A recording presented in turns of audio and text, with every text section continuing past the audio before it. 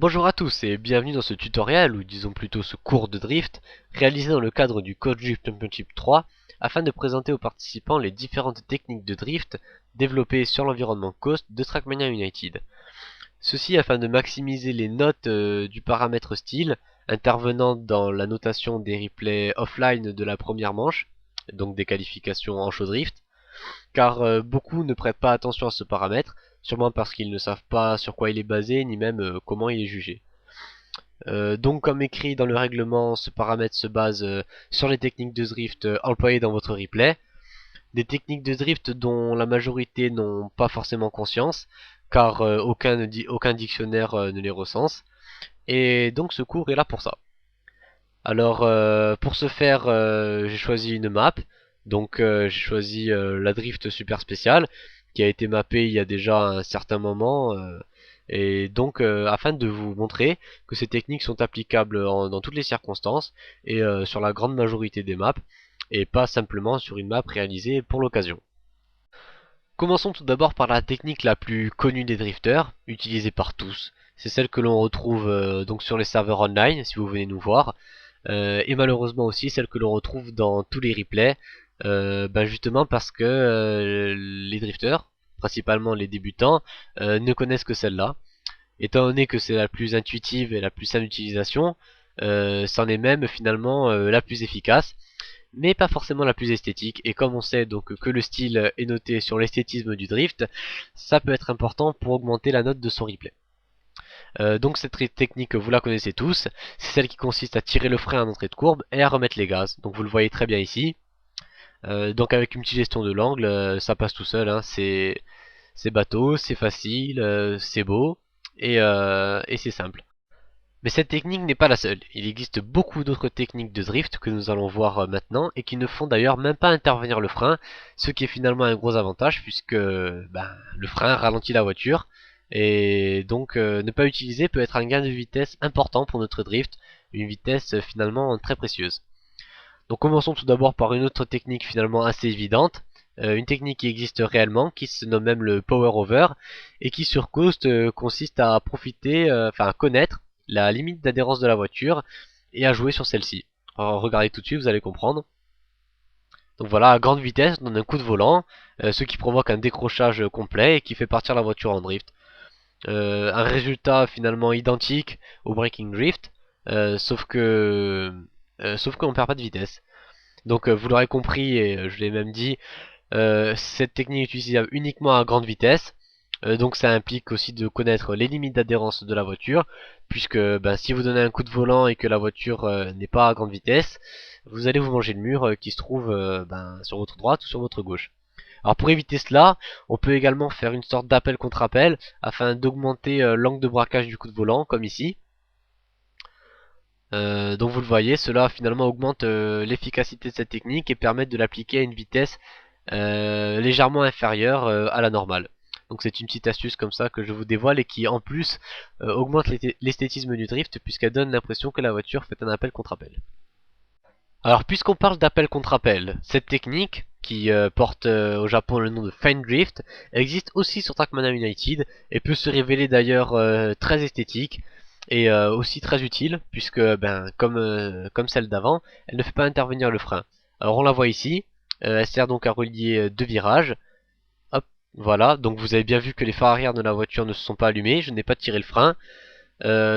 Donc si on voit une vue extérieure comme ici, on peut être attentif au fait que on a un petit coup d'amortisseur, ici celui-là avant gauche, voilà. Bon, il faut être assez attentif, c'est caractéristique du Fine Drift sur Trackmania United, c'est joli, on le revoit ici, c'est joli.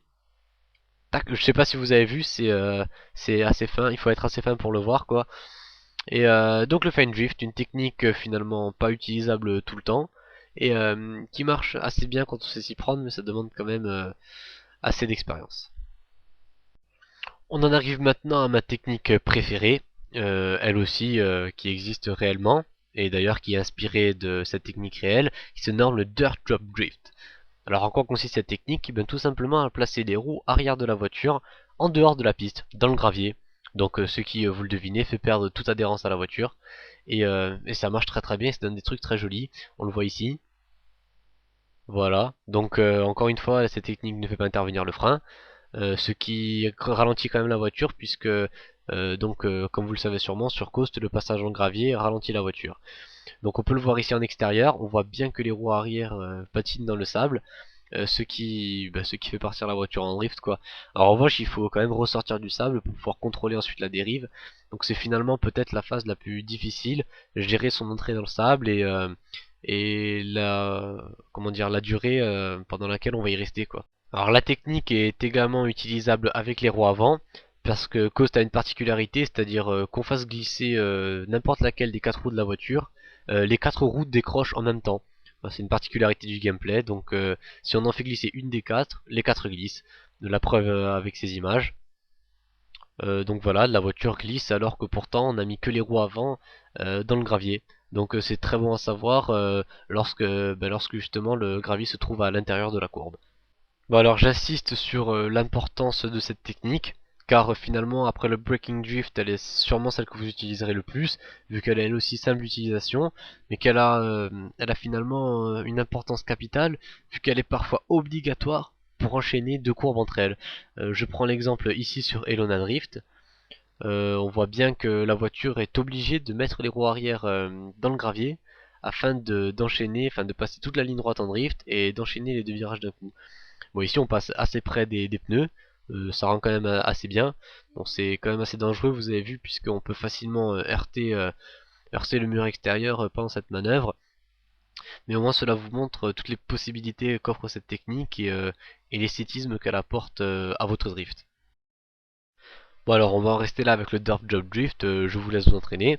Et on va voir une autre technique de drift, elle aussi inspirée d'une technique réelle, le Jump Drift.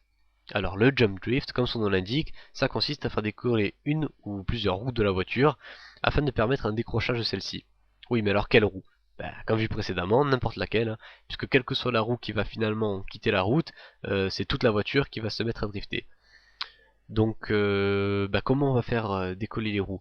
En réalité on utilise les vibreurs. Et sur Trackmania c'est pareil, on va utiliser les vibreurs. Alors comme ici, voilà, ici on met les roues arrière dessus et sans utiliser le frein, ça glisse tout seul.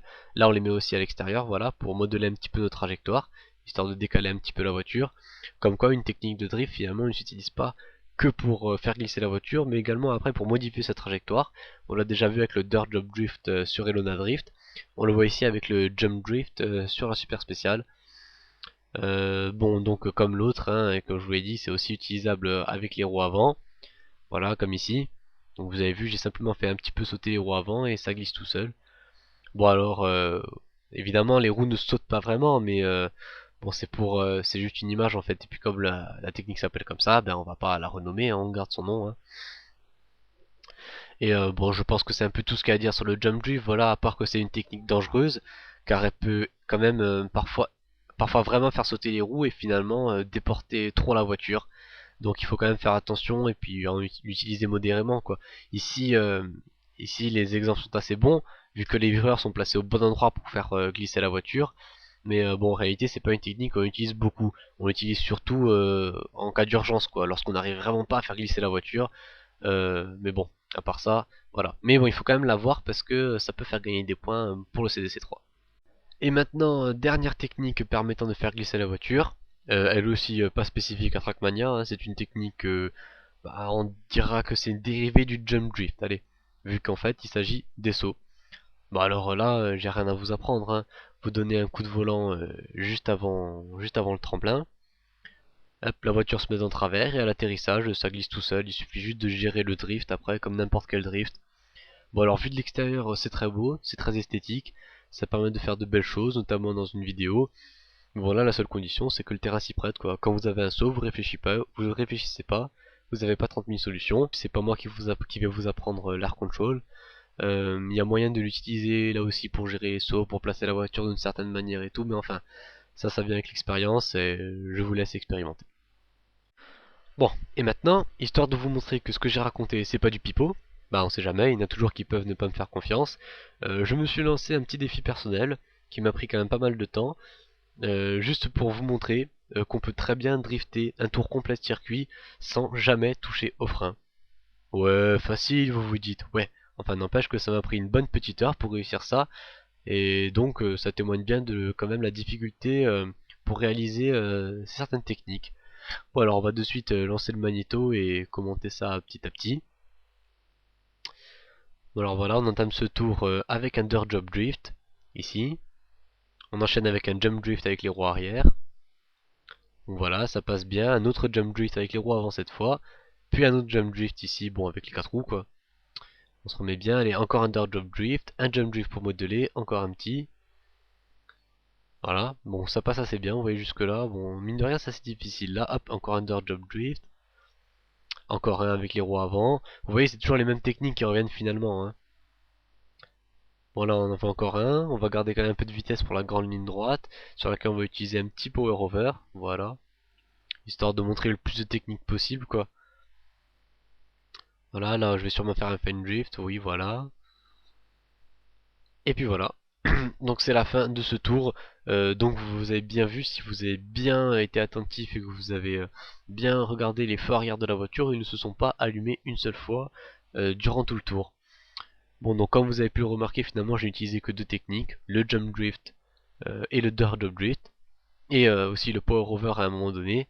J'aurais pu aussi utiliser le fine drift, mais bon, enfin, vous avez vu quand même ce qui est possible de faire. Et finalement, ben, c'est ça qui va faire la différence entre un drifter professionnel et entre un débutant. Puisque ben, les techniques ne sont vraiment pas faciles d'utilisation. Et ça, je peux vous l'assurer. Bon, alors évidemment, tout ce que je vous ai appris, enfin, ce que j'espère vous avoir appris, ça marche aussi sur Deval Drift. Hein, ça marche exactement pareil. Alors regardez, par exemple, on retrouve ici un Jump Drift. Hop, voilà. Oui, ça passe, hein. Il suffit juste un peu d'entraînement et puis ça va tranquille. Ici, le Dirt Jump Drift. Voilà, assez esthétique en plus. Et enfin, le saut, hein.